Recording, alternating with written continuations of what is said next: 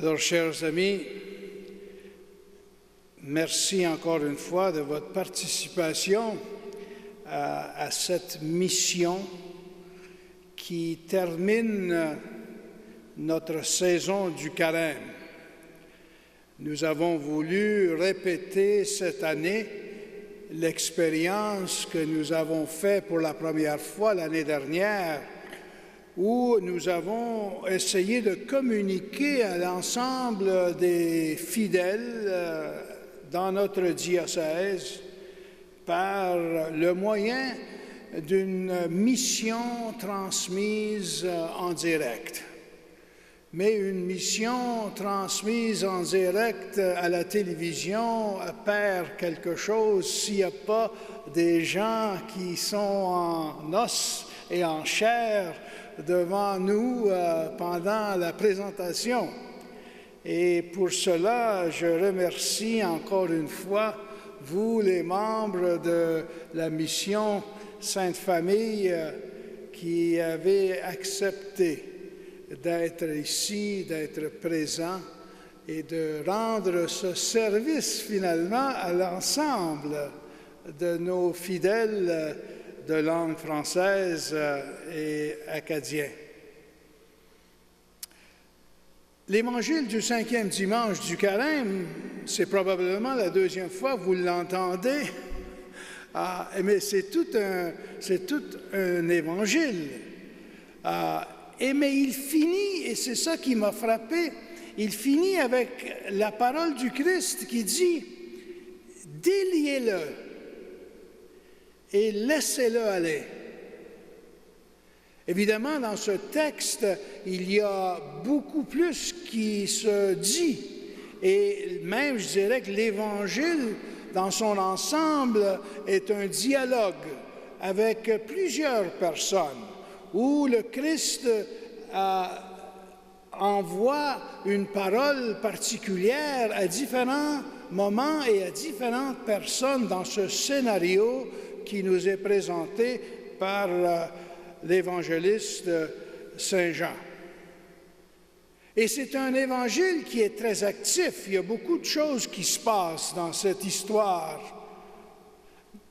Et non seulement il y a beaucoup d'actions, mais c'est aussi un évangile, comme tous les évangiles de Saint Jean d'ailleurs, qui sont très symboliques.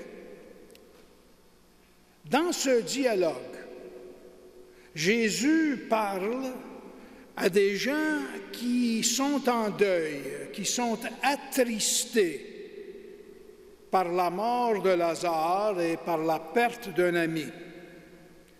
Leurs sentiments sont compréhensibles et ils sont sans doute préoccupés par les événements, par la mort de Lazare. Ils se posent, j'imagine, beaucoup de questions sur le sens de la vie, sur le sens de la maladie.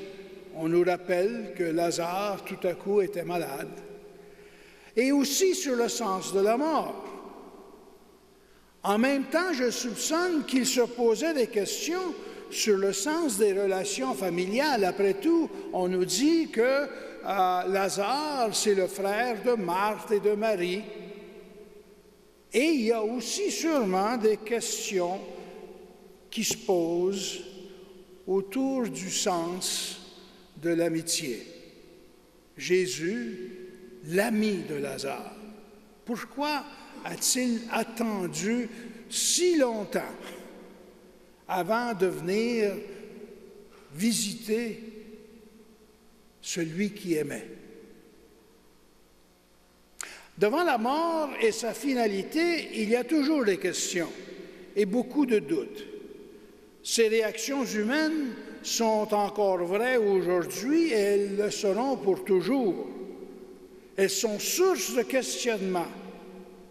Et j'imagine qu'on apprécierait, nous aussi, de faire l'expérience que les amis de Lazare ont vécue. Nos ancêtres dans la foi.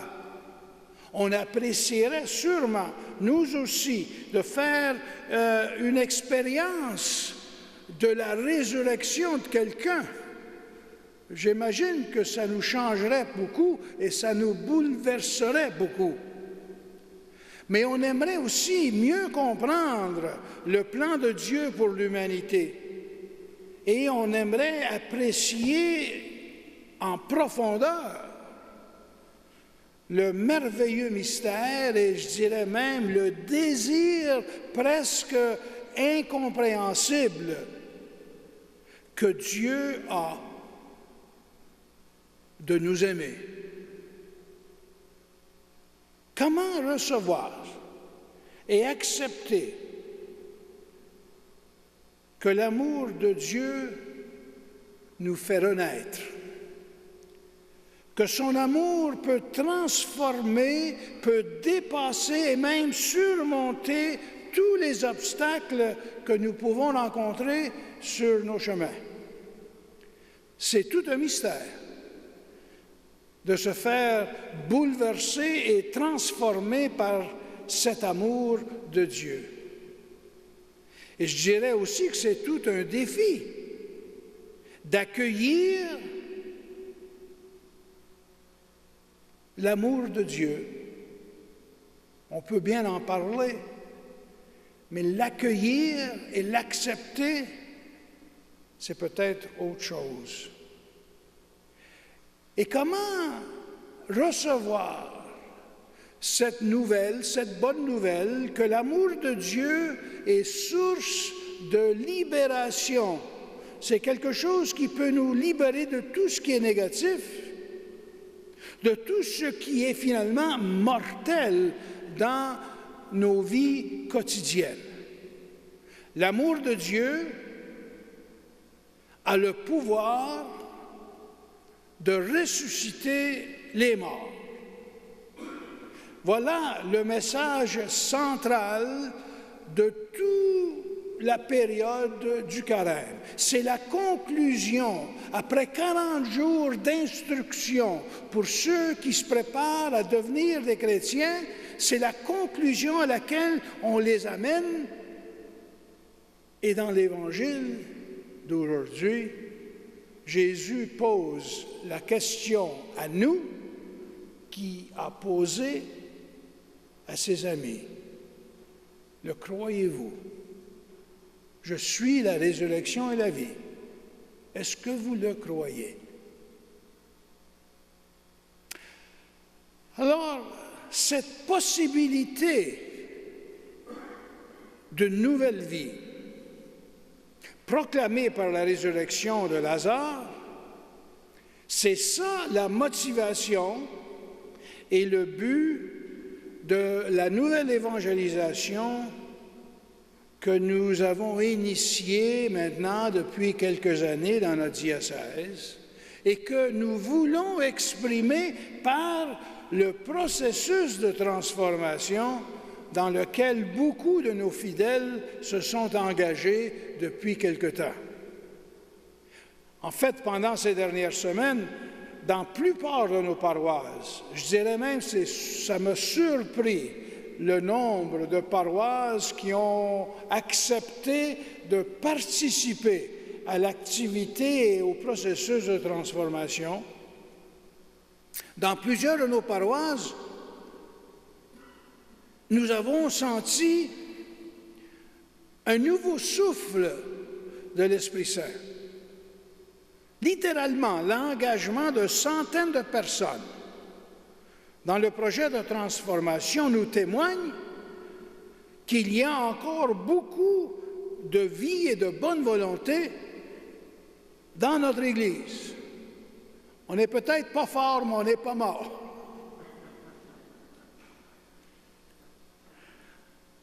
J'ai reçu beaucoup de commentaires de la part de plusieurs paroissiens qui ont été surpris par l'expérience, par l'intérêt et par l'effet de la réponse de notre Église au défi de la nouvelle évangélisation.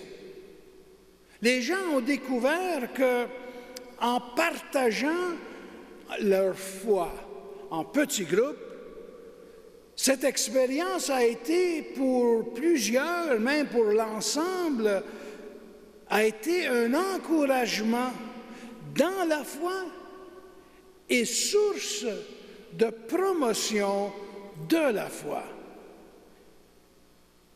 Il y a au-delà d'une 50aine de paroisses qui participent activement à cet exercice. Et ils ont répondu avec espoir au défi que j'ai lancé à notre Église. Alors, pour plusieurs paroissiens, le fait de partager avec d'autres, de soulever des questions sur la foi, de dire ce qu'ils pensent à propos de l'Église et réfléchir sur l'avenir de l'Église catholique, tout cela a été une expérience unique, nouvelle et transformante.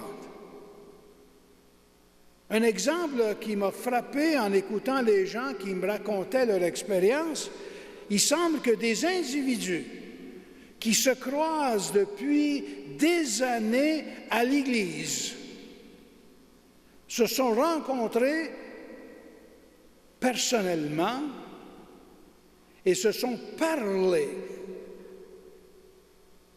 Oui, ils se sont parlé sérieusement pour la première fois de leur croyance et de leurs convictions.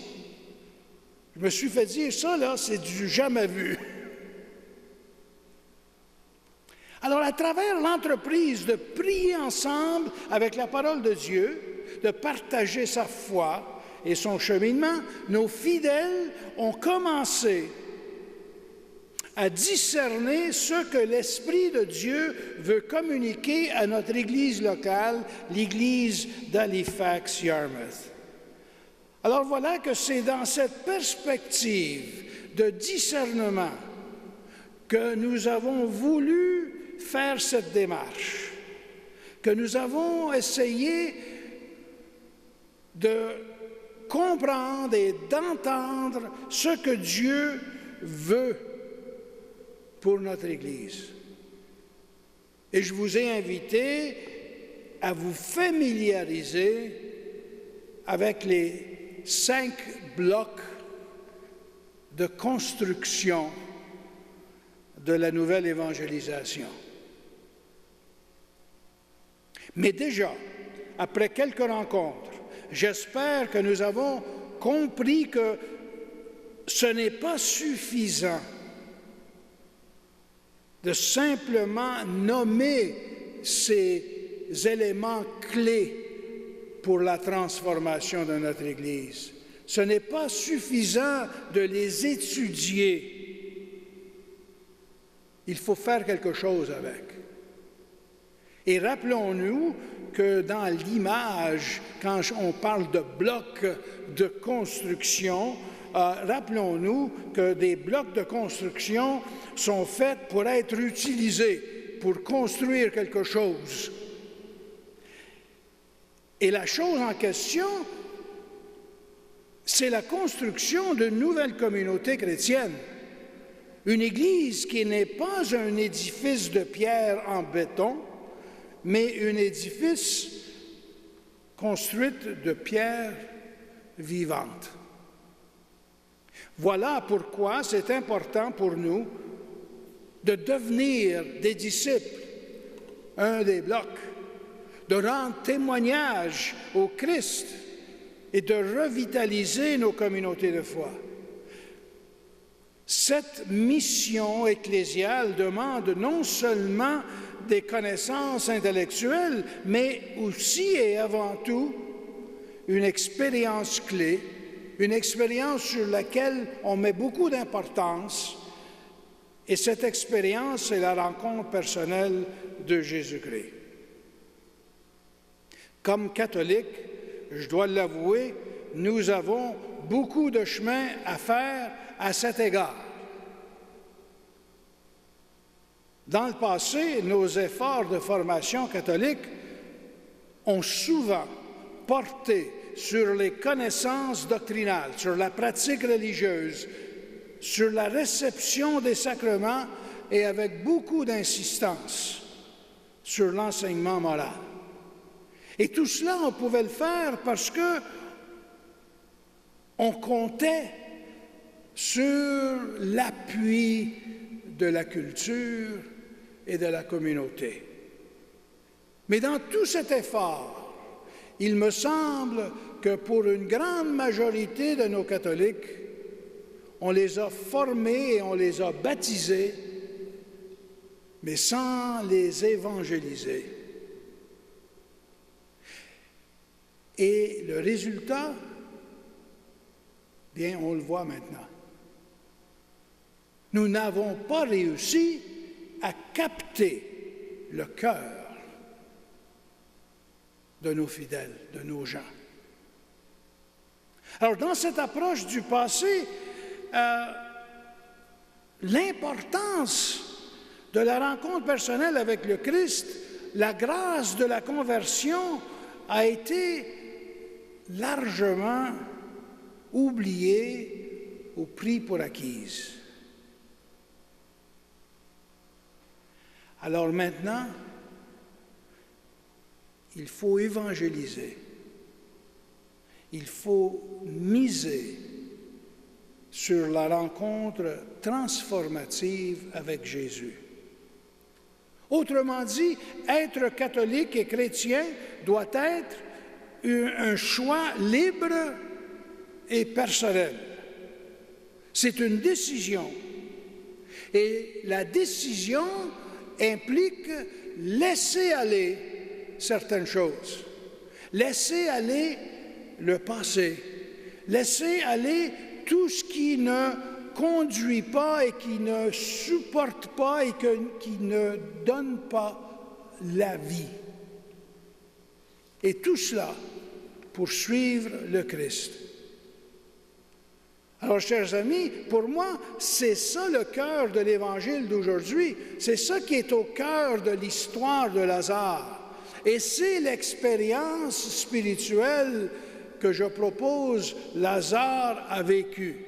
Lui qui était mort est ressuscité.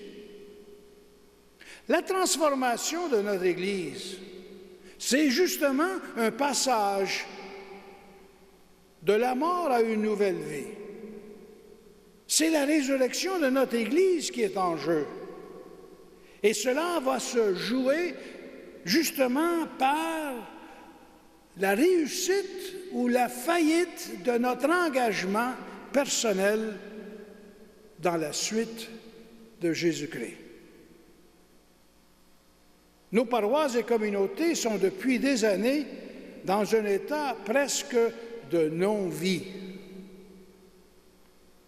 Et elles ont besoin de quelque chose autre que des soins palliatifs. J'ai l'impression que c'est à peu près ça qu'on fait là, de ce temps-là, c'est d'offrir des soins palliatifs. On met des plasters ici, on court là, on essaye de sauver les meubles. On a besoin de plus que ça. Notre Église a besoin d'une nouvelle découverte de la parole de Dieu. Nous avons besoin, par la rencontre avec Jésus-Christ, de revitaliser nos communautés et espérer non seulement le renouvellement de notre Église, mais aussi une renaissance de la foi chrétienne en nous, pour commencer, mais espérons-le aussi dans une nouvelle génération de chrétiens. On se trouve maintenant dans un contexte qui est probablement plus proche du contexte païen des origines du christianisme qu'à tout autre moment de notre histoire. Et nous avons besoin des personnes capables de vivre dans ce contexte actuel du monde dans lequel nous vivons. Et pour cela, ça prend des chrétiens convaincus, matures et adultes. Ce que Jésus nous dit dans l'Évangile d'aujourd'hui, je crois qu'il est important de l'entendre et de bien le recevoir. Car si nous voulons vivre la transformation de notre Église, il faut bien comprendre ce que Jésus veut dire par « déliez-le et laissez-le aller ».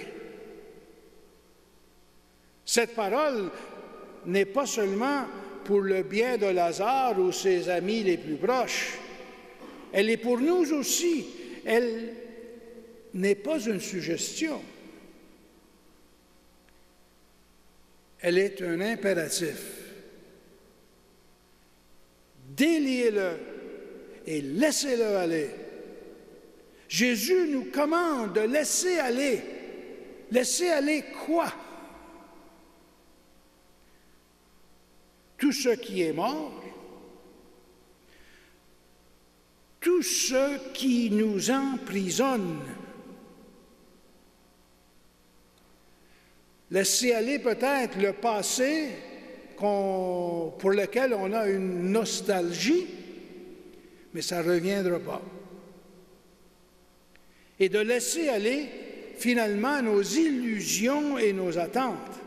La résurrection de Lazare est le signe et le sacrement de la transformation spirituelle qui produit chez les disciples du Christ, ça produit quelque chose. Quoi? La liberté d'être, la liberté de vivre dans la joie de l'Évangile. Alors, chers amis, c'est ça l'espoir de notre projet de nouvelle évangélisation. Et c'est ça qui est derrière ce mouvement d'approfondissement de nos 5 blocs de la nouvelle évangélisation.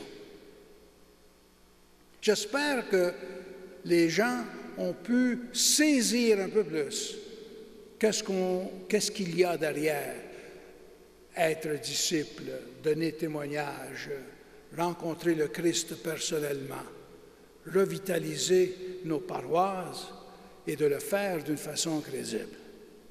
Mais tout cela, ces 5 éléments constitutifs, on doit les composer avec ce que je vous ai aussi proposé comme archevêque, qui sont les 5 priorités pastorales de notre Église locale. Et là, nous avons des grands défis à relever. Par exemple, dans le domaine de la famille et le mariage, je l'ai identifié comme notre première priorité. Il y a un an, je l'avais placé au 3e rang. Après la consultation qu'on a faite en préparation pour le synode qui va avoir lieu au mois d'octobre à Rome, après que j'ai lu et reçu les réponses de gens d'un peu partout à travers le diocèse, ça m'a tellement frappé le sérieux du problème que nos familles doivent rencontrer que j'ai mis la priorité au premier rang de nos priorités diocésaines. Et nous avons toutes une job à faire. Et c'est tellement vrai que le pape François a justement convoqué un synode spécial au mois d'octobre prochain qui va être suivi par un synode ordinaire l'année après sur le sujet. Ça nous dit quelque chose. Alors, comment faire le lien entre la nouvelle évangélisation et l'état actuel de nos familles? La deuxième priorité, c'est comment transmettre une foi adulte à nos adultes baptisés pour qu'ils puissent être transformés en disciples engagés. Une foi adulte. On ne peut pas imaginer qu'on va vivre notre foi pour le restant de nos jours si la dernière fois qu'on a lu quelque chose à propos de notre foi, on l'a lu quand on était en 3e ou en 4e année. Il y a quelque part, là, il y a quelque chose qui manque. On a besoin de faire tout un effort pour former nos adultes à vivre une foi adulte. Mais ce qui est vrai pour les adultes et les parents, c'est aussi vrai pour la catéchèse des jeunes qui nous préoccupe beaucoup. Je sais que vous faites tout ce que vous pouvez pour attirer les jeunes. Et ce n'est pas facile. Mais le défi est là, la priorité est là. Comment faire? Comment attirer une nouvelle génération de disciples à Jésus-Christ? Et ça ne passe pas seulement par des programmes, ça ne passe pas seulement par des livres, ça va se faire par des bons témoins. Et ça commence justement à la maison. Une autre priorité qui me préoccupe beaucoup, et c'est vraiment une priorité importante dans l'ensemble du diocèse, mais de façon particulière dans la région acadienne et francophone. Et ça, c'est le problème du vieillissement de nos pasteurs. Les gens continuent à travailler, nos prêtres continuent à faire leur job au-delà de l'âge de la retraite. Et ce vieillissement, il n'arrête pas.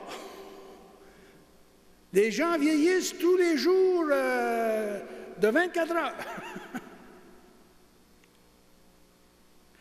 Comment renouveler notre personnel pastoral? Bien, moi, ma conviction, c'est qu'une Église renouvelée et refondée sur le Christ va toucher l'ensemble de ses priorités, mais d'une façon particulière, elle va aussi engendrer le personnel pastoral nécessaire pour assurer l'avenir de notre communauté de foi. Je vous conte une histoire. Quand je suis arrivé dans la région il y a 6 ans, je suis allé faire une de mes premières visites dans la région de Yarmouth. Donc, je suis allé rencontrer les paroisses acadiennes dans le coin. Et à l'occasion, le poste de radio acadienne, je ne me rappelle pas le nom, là, on m'a invité. Puis là, on me posait des questions, puis la dame me pose la question, elle me dit « Qu'est-ce que vous allez faire pour aller chercher les prêtres? » Puis j'ai dit « Mais je ne ferai absolument rien. » Alors, elle était surprise, mais elle dit « Comment? Que ça n'a pas de sens. » Ben, elle dit « Je vais vous dire ce que je pense. Des prêtres sont un peu comme des enfants dans une famille. Une famille qui veut les enfants vont les faire eux-mêmes. Et c'est vrai pour les prêtres, pour les diacres et pour les laïcs qui sont engagés dans le service de la communauté chrétienne. Si nous n'avons pas suffisamment de prêtres et de ministres pour nos besoins, c'est un signe qu'il faut revitaliser nos paroisses. Et je suis convaincu qu'une paroisse vivante engendrera des nouvelles vocations religieuses, des nouvelles vocations sacerdotales et des nouvelles vocations à la vie matrimoniale. La dernière priorité, la 5e priorité du diocèse, est une priorité beaucoup plus concrète. Et ça, c'est la création d'une nouvelle structure pour l'Église d'Halifax-Yarmouth. Vous savez que depuis le 8 décembre, il y a 2 ans, on a fusionné Halifax et Yarmouth. Bon, ça, c'est au niveau des idées, au niveau du droit canon. Mais cette fusion, maintenant, elle doit passer à quelque chose de structurel. Elle doit devenir visible. Elle doit devenir concrète. Et ça, c'est tout un défi de transformer la structure civile et administrative actuelle de notre Église locale. Quelle sera l'expression institutionnelle de cette Église de l'avenir? Bien, je n'ai pas la réponse. On y travaille. et c'est un travail en cours. Mais je dois dire ceci, que cette Église a besoin d'être une réflexion de notre nouvelle vision pastorale et missionnaire de l'Église. Elle doit réfléchir notre désir d'être une Église responsable, transparente et accueillante. Et comment exprimer tout cela? Voilà le défi, et c'est tout un défi. C'est un travail de transformation qui demandera l'attention, l'étude et beaucoup d'engagement de la part de nos fidèles et nos pasteurs. On aura l'occasion d'en parler à l'avenir quand nous aurons réuni au moins quelques éléments pour discussion.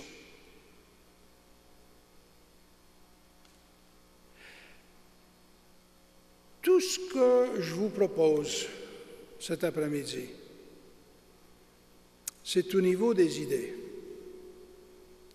Mais pour faire passer ces idées, ça prend des personnes. Et ça prend des personnes qui ont vécu eux-mêmes une vraie conversion d'esprit.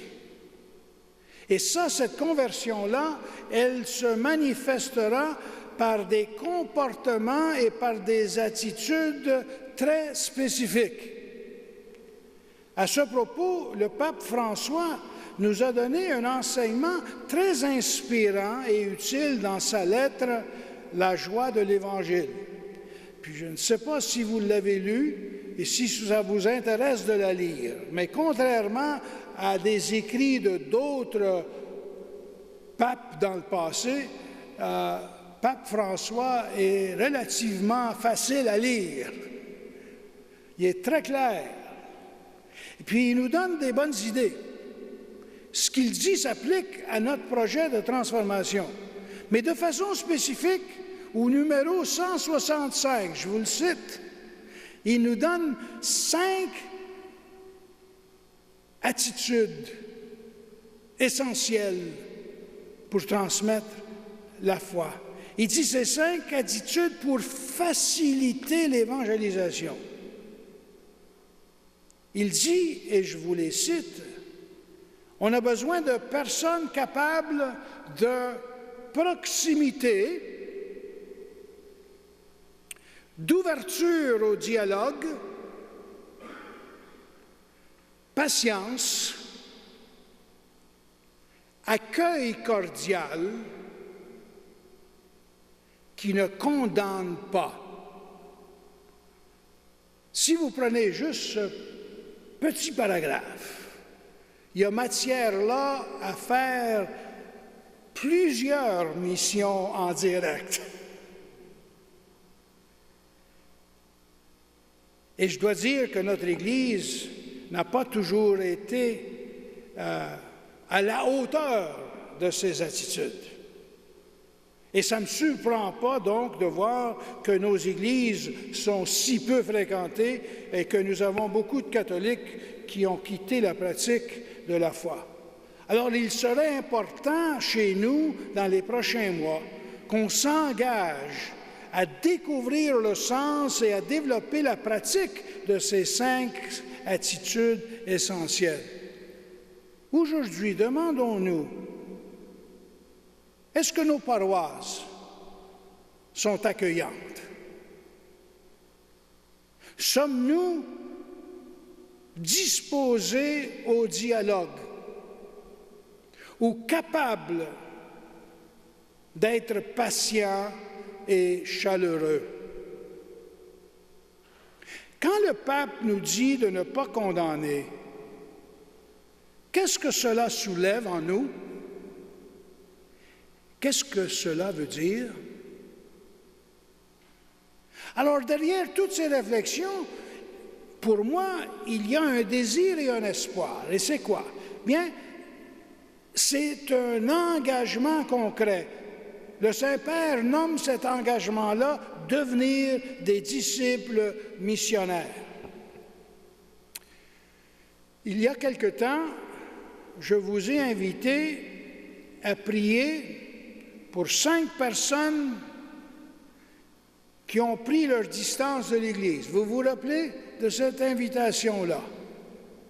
Et les gens m'ont dit que les 5 personnes n'étaient pas trop éloignées de leur propre famille. Alors, ils sont souvent très proches.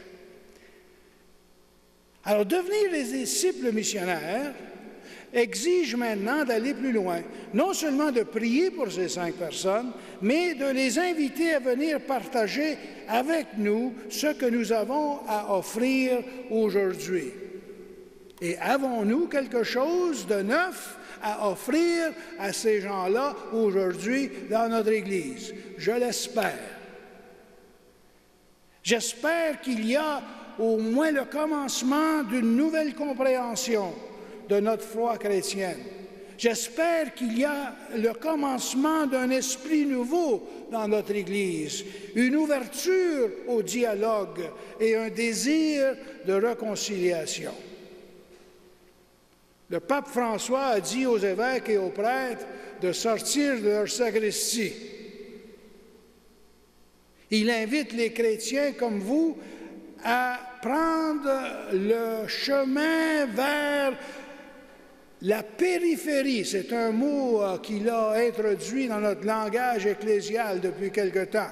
Aller vers la périphérie et engager les personnes qui sont à la fin de ce cercle pour dialoguer avec eux. Pouvons-nous nous faire proches de ceux qui se sont éloignés? Voulons-nous le faire? Pouvoir, c'est une chose. Vouloir, c'est autre chose. Mais c'est ça la question. Alors, dans les prochaines semaines, je l'annonce ici pour la première fois, je vais initier une consultation de ceux qui ont quitté les bancs de nos églises. Je veux recevoir et comprendre leurs raisons, mais je ne peux pas le faire tout seul. Mon idée est celle-ci. Si je veux entendre la voix des baptisés, cela doit inclure nos frères et sœurs qui sont toujours nos frères et sœurs dans la foi et dans la famille de Dieu, mais qui on ne voit pas souvent à l'Église. Je compte sur vous pour les inviter au dialogue. Ensemble, aujourd'hui, recevons cette parole de Jésus qui dit « déliez-le et laissez-le aller » comme une mission possible. Acceptons de devenir des agents de libération pour ceux qui ont besoin de renaître dans la foi. Qui peut dire comment l'Esprit agira en nous, par nous et chez nous? Alors, chers amis, que la Semaine sainte que nous allons célébrer prochainement puisse être l'occasion de célébrer non seulement la résurrection du Christ, mais la transformation de notre Église par la grâce de notre propre résurrection dans la foi. Alors, merci de votre patience et d'avoir accepté d'être présent à cette mission. Que le Seigneur vous bénisse et vous garde, et qu'il puisse bénir notre Église pour l'avenir. Amen.